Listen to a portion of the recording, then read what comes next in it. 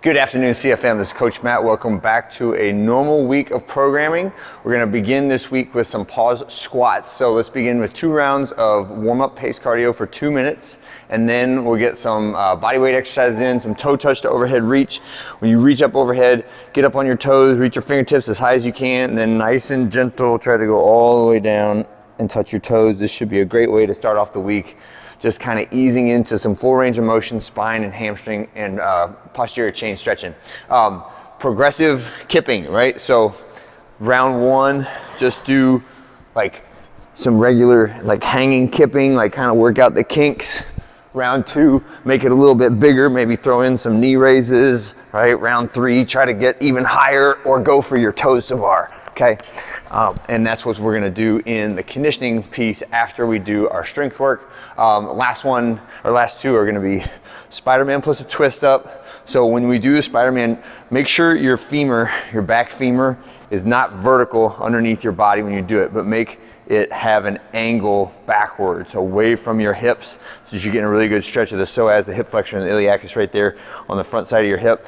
Then reach the elbow down, keep the outside hand planted, twist towards the knee that's forward, and then reach back to that grounded position again.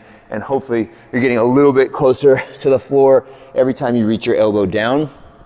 Last one will be a warm-up set of pause squats, and this will lead into what we're doing for the strength portion, which is pause squatting, right? So I'm standing up, taking my normal step back, everything normal. The only thing I do different is on the way back and down, I'm controlling all the way to this bottom position, and then 1 1000, 2 1000, 3 1000, and drive back up. Okay, so the up is normal, the down is whatever controlled pace you need to hold, right, in order to stop at the bottom, and then I'm intentionally trying. That's the main point of this. We're building postural strength as well as tissue resilience in that bottom position, and we're helping the hips to stretch out by sitting in that stretch position with the weight pushing us down for a little bit longer than we normally do, and then driving back up, okay? After each set, we're gonna do a 20-second ring top position hold of the ring row, okay? So what that means, I'm gonna go down, do my normal ring row, and then under tension, I'm holding my hands to my chest for 20 seconds. And this does not look that hard, but I promise you, my arms are trembling with effort, right? So for this one, if you normally do ring rows with your feet right under the rings, you may have to take like a 1 foot step back, or maybe even like 2 feet step back.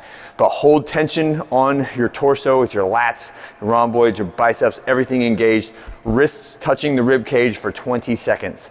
And that will work on the things like getting our chin over the bar, or getting our chest to the bar, or getting our hands to our chest when we're doing a muscle up. That finishing strength at the top position of the pull-up is a lot of times we use momentum to get there. So when you're forced to hold it strictly, it will help to build the strength of the muscles that usually don't get attention when we're doing either kipping or faster speed strict pull-ups, okay?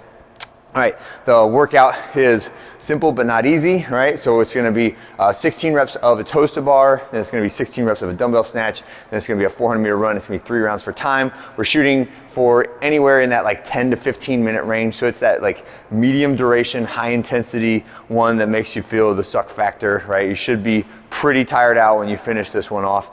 Make sure when we're doing whatever version of the hanging knee raise, toes to bar, lying leg raise, if you're doing that, I want to see a good kipping rhythm out of this, no matter how high I'm raising my legs.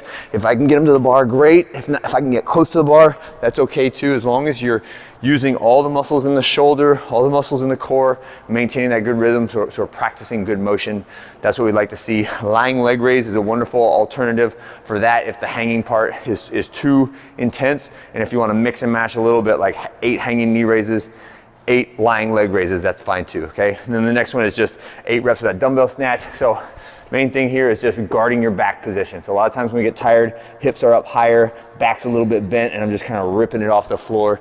Not good for the low back, okay? So maintain your posture, keep your hamstrings and your glutes engaged, use those jumping muscles to get that weight over your head, swap hands as it comes down in front of your face for 8 reps on each side, and then 400-meter run out and back, 3 rounds for time. That's it for today. Have a great one, and I'll see you on Tuesday.